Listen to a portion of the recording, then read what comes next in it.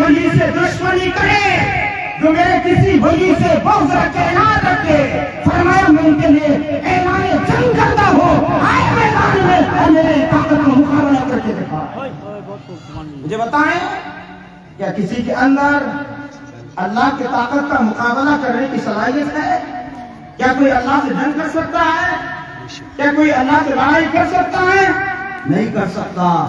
جب لڑائی کرنے کی سخت نہیں، لڑائی کرنے کی طاقت نہیں، لڑائی کرنے کی طاقت نہیں، رب سے مقابلہ لڑائی کرنے کی صلاحیت نہیں، تو پھر اولیاء سے بغض چھوڑ دینا چاہیے، اولیاء سے حسد چھوڑ دینا چاہیے، اولیاء سے دشمنی چھوڑ دینی چاہیے۔ ان سے پیار کر لو، رب تمہیں اپنا محبوب بنا دے گا۔ ان سے پیار کر لو، اللہ کی بارگاہ میں مقبول ہو جاؤ گے۔ یہ مقام ہے ان کا۔ آئیے دوسری حدیث سنیے، بڑی پیاری حدیث ہے یہ جو آپ کو سنا رہا ہوں، مگر تھوڑی تفصیل ہے۔ مجھے ایک حدیث یاد آ رہی ہے، اور سنن بیہقی کی حدیث پاک، میرے نبی نے فرمایا 70,000 من امتی يدخلون الجنة بغیر حساب۔ میرے نبی نے فرمایا میری امتی میں 70,000 لوگ ایسے ہیں جو بغیر حساب و کتاب کے جنت میں چلے جائیں گے، کوئی حساب نہیں۔ بے شک کتنے لوگ ہیں بولے؟ 70,000 بولے نا، 70,000 لوگ، ان کا کوئی حساب نہیں ہوگا، وہ بغیر حساب و کتاب کے جنت میں چلے جائیں گے۔ صحابہ کرام عرض کے حضور وہ کون خوش نصیب لوگ ہیں، ذرا سیمبل تو بتائیے، علامت تو بتا دیجئے نا، وہ کس طرح کے لوگ ہیں جن کا حساب و کتاب نہیں، بغیر حساب کے جنت چلے جائیں گے؟ میرے نبی نے فرمایا هم الذین لا یتطیرون ولا یسرقون وعلی ربهم یتوکلون، وہ لوگ جو تعویذ کنوں کے پیچھے نہیں پڑتے، بھال بھکلوانے کے چکر میں نہیں پڑتے، اپنے رب پر کامل اعتماد اور رب پر کامل بھروسہ کرتے ہیں۔ ایسے کامل اعتماد کرنے والے بندوں کو کل اللہ رب العزت حشر کے میدان میں ان کا حساب نہیں لے گا، بغیر حساب کے انہیں جنت میں داخل ہوگا۔ کوئی حساب نہیں۔ وہ لوگ جو اپنے رب پر مکمل بھروسہ کرتے ہیں ان کا کوئی حساب نہیں، بغیر حساب کے اللہ انہیں جنت میں داخل کرے گا۔ جب یہ بات کہی نا، اب صحابہ کا عقیدہ دیکھیے کتنے خوش عقیدہ تھے۔ مجلس سے ایک صحابی کھڑے ہوئے، وہ سمجھ رہے تھے یہ آمنہ کے لال ہیں، مجبور نہیں ہیں، لاچار نہیں ہیں، بے کس نہیں ہیں، ان کے دستے اقدس میں اللہ نے کائنات کے خزانوں کی کنجی رکھی ہے، یہ جو چاہیں جسے چاہیں عطا کر سکتے ہیں۔ مجلس سے ایک صحابی کھڑے ہوئے، حضور 70,000 لوگ بغیر حساب و کتاب کے جنت میں جائیں گے؟ میرے نبی نے فرمایا ہاں، اجعلنی منہم یا رسول اللہ۔ حضور آپ تو مختار ہیں نا، آپ تو صاحب اختیار ہیں، آپ تو لاچار مجبور بے کس نہیں۔ حضور انہی 70,000 میں میرا بھی نام کر دیجیے، میرا بھی نام کر دیجیے۔ نام ہے ان کا عکاشہ بن محصن۔ میرے نبی نے فرمایا اللہ رب العزت نے مجھے مجبور، مجھے لاچار، مجھے بے کس نہیں بنایا۔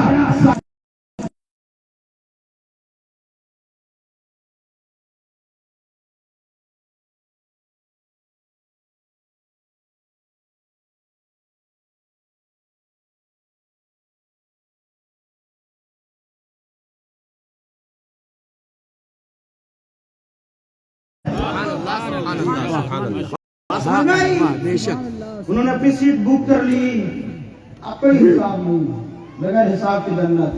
اب جب دیکھا حاضرین نے یار گولڈن چانس ہے، سیٹ بک ہو رہی ہے، کیوں نہ ہو ہم بھی اپنی سیٹ بک کروا لیں۔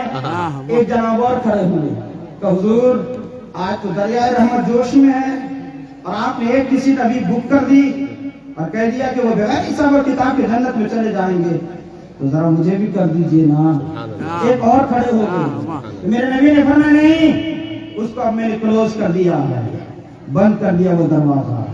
یہاں پر کچھ لوگوں نے اعتراض کیا کہ اگر وہ صاحب اختیار ہیں اور نبی سب دے سکتے ہیں تو جیسے عکاشہ کو دیے ویسے ان کو بھی دینا چاہیے، ان کے دروازے سے تو کوئی خالی ہاتھ نہیں آتا ہے نا، جو بھی ہاتھ بھرا ہے انہیں ملتا ہے، تو جب ایک کو ملا تو دوسرے کو بھی ملنا چاہیے تھا، انہیں کیوں نہیں ملا؟ شارحین حدیث نے لکھا اس جو سوال کیا تھا کہ میرا نام بھی ان 70,000 میں کر دے، وہ کوئی مسلمان نہیں، وہ منافق تھا۔ جنت منافقوں کے لیے نہیں، جنت تو اہل ایمان کے لیے ہے۔ اس لیے میرے نبی نے فرمایا اب وہ راستہ میں نے بند کر دیا ہے، وہ راستہ کھلا ہوا نہیں۔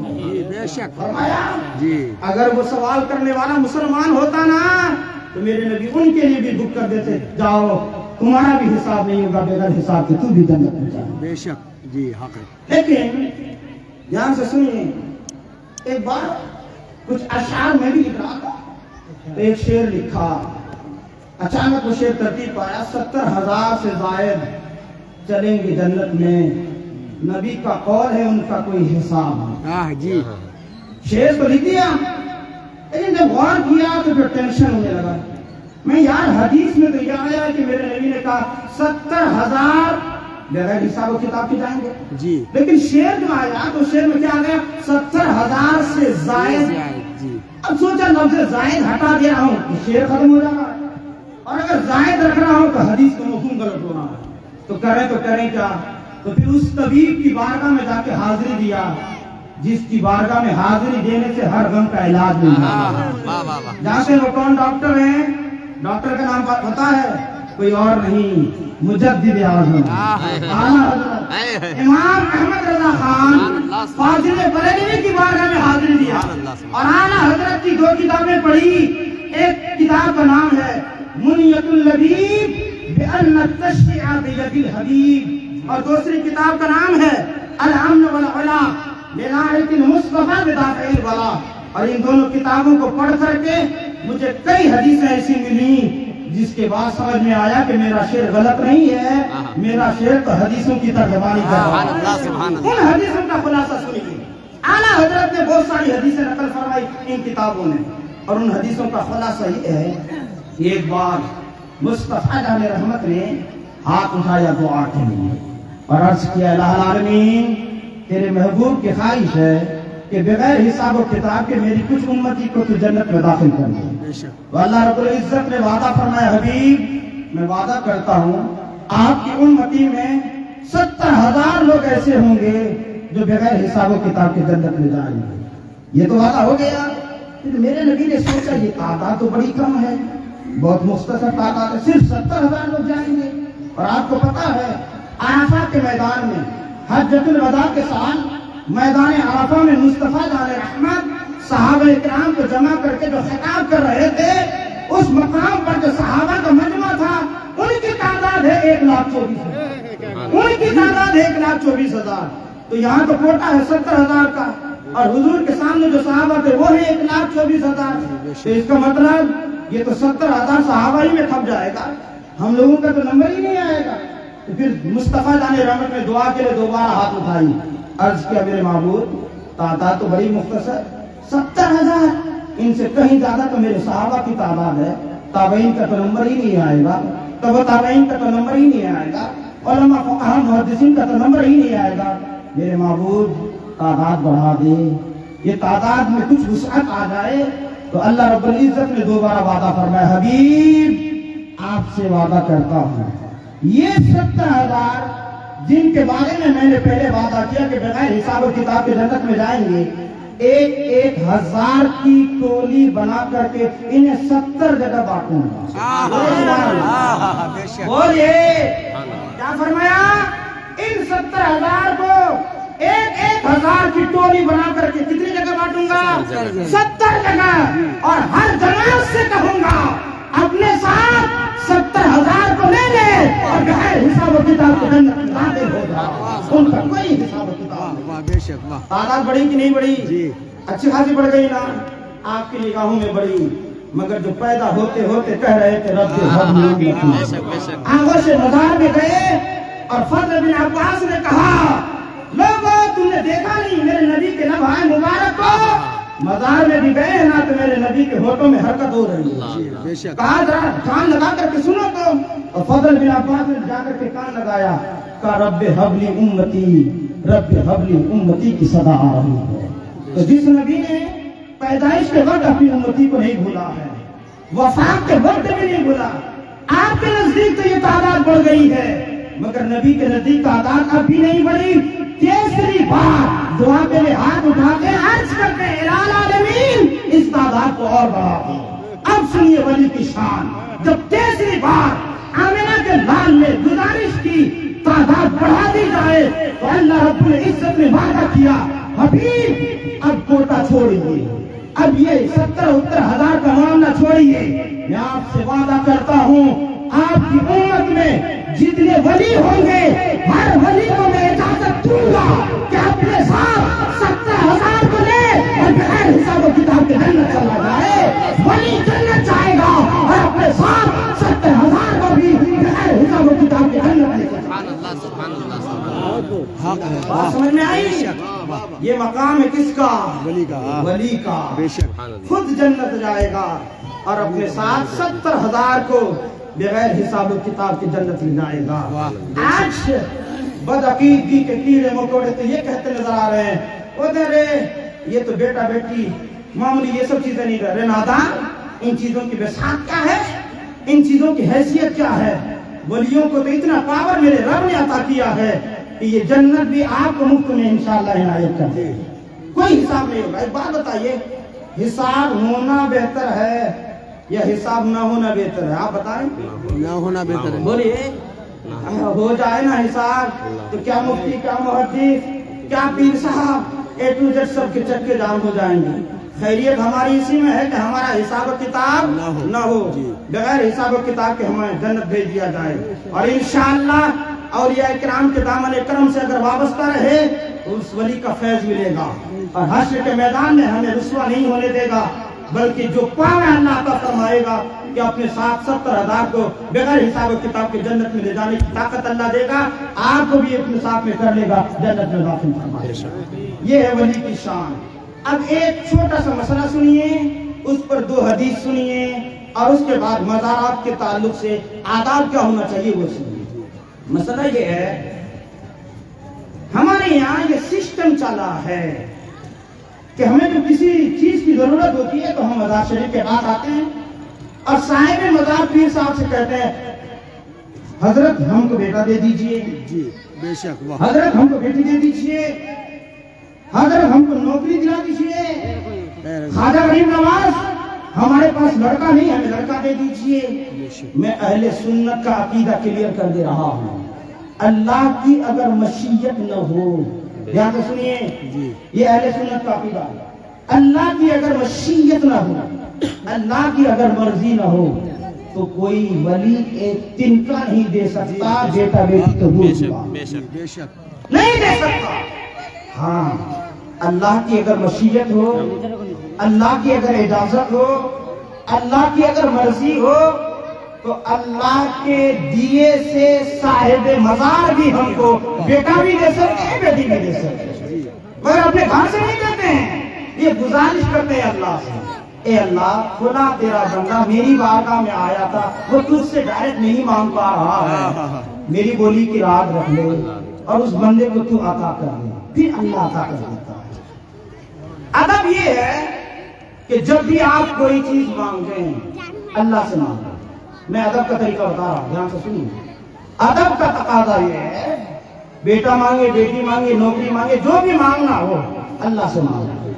ان بزرگان دین کو وسیلہ بنائیے, ذریعہ بنائیے اور ایسے کہیے یہ تیرا محبوب بندہ, مقبول بندہ, ان کے صدقے میں اے اللہ تو مجھے بیٹا دے. جی ہاں بے شک. یہ تیرا محبوب بندہ, اے اللہ ان کے وسیلے سے تو مجھے بیٹی عطا کر. یعنی مانگا جائے کس سے؟ اللہ. اور ان ہستیوں کو کیا بنائیں گے؟ وسیلہ اور ذریعہ. کیونکہ ہم تو اتنے مقبول نہیں, یہ مقبول ہیں. تو اگر ان کا وسیلہ دیں گے تو انشاءاللہ ہماری دعا قبول ہوگی اور جو مانگیں گے وہ مانگی مراد اللہ پوری فرما دے گا. بے شک. بات سمجھ میں آئی؟ لیکن اس کے باوجود اگر صاحب مزار سے ڈائریکٹ آپ کہہ رہے ہیں اے پیر صاحب مجھے دے دیجئے, تو اتنا عقیدہ تو آپ کے ذہن میں ہے کہ پیر صاحب خود نہیں دیں گے, اللہ کی بارگاہ سے لا کر کے دیں گے. یہ تو آپ سمجھتے ہیں کہ ہر ایک کے ذہن میں رہتا ہے. تو اگر ڈائریکٹ پیر صاحب سے ہی مانگ لیے تو یہ حرام نہیں ہے, ناجائز نہیں ہے, کفر نہیں ہے, شرک نہیں, یہ طریقہ بھی جائز ہے. ہاں بہتر یہ ہے کہ ڈائریکٹ اللہ سے مانگا جائے، انہیں وسیلہ بنایا ہے۔ لیکن اگر کوئی انہی سے مانگ لیا تو ہم یہ نہیں کہیں گے کہ یہ گناہگار ہو گیا، ہم یہ نہیں کہیں گے کہ یہ کافر ہو گیا، ہم یہ فتویٰ نہیں دیں گے کہ یہ مشرک ہو گیا۔ ان سے بھی مانگنا جائز ہے، ہاں ادب یہ ہے کہ انہیں وسیلہ بنائیے اور مانگیے اللہ سے۔ بات سمجھ میں آئی؟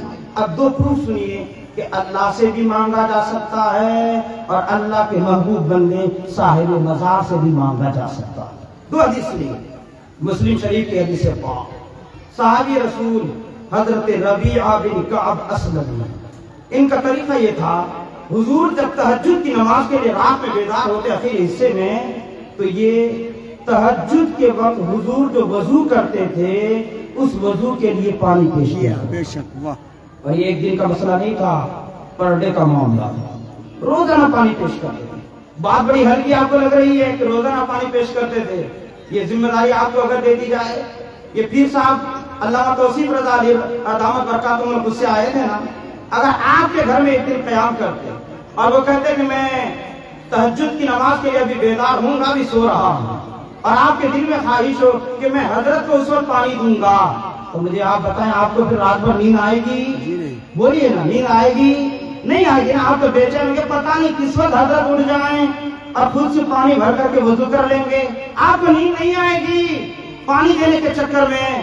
ہاں، اور اگر پختہ یقین نہیں ہے کہ نہیں ہم کو دینا ہی ہے، ہوا تو دے دیں گے، نہیں تو نہیں دیں گے، تو ایک الگ بات ہے۔ اگر یقین ہو کہ ہم کو دینا ہی ہے تو پھر نیند نہیں آئے گی۔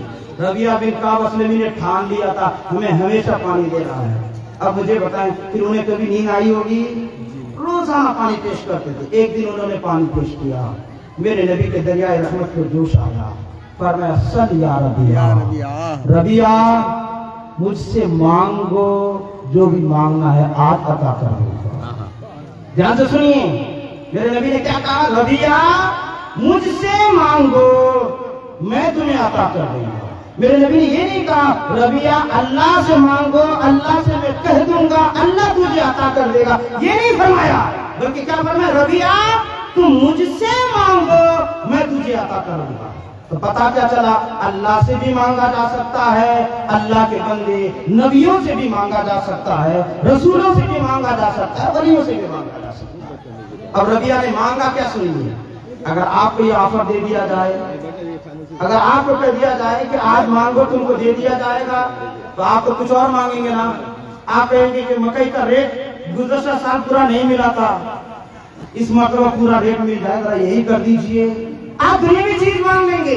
مگر ربیعہ بن کعب اسلمی کا مانگنے کا انداز دیکھیے، وہ کہتے ہیں اسألک مرافقۃ فی الجنہ، حضور مجھے دنیا کی کوئی چیز نہیں چاہیے، میری خواہش یہ ہے جنت کے جس منزل میں آپ تشریف فرما ہو اسی منزل میں اس غلام کو بھی خادم اور نوکر کی حیثیت سے قبول فرما، نوکر کی حیثیت سے مجھے بھی رکھنے سے۔ میرے نبی نے فرمایا ہوا تھا اب غیر ذالک، پھر میرے نبی نے پوچھا کیا اس کے علاوہ بھی چاہیے؟ انہوں نے کہا نہیں، ہوا تھا حضور بس یہی چاہیے، بس یہ مل جائے تو پھر مجھے اور کسی چیز کی حاجت کیا ہے۔ تو اس حدیث نے کیا کلیئر کیا کہ میرے نبی نے ربیعہ بن کعب اسلمی سے کہا تم مجھ سے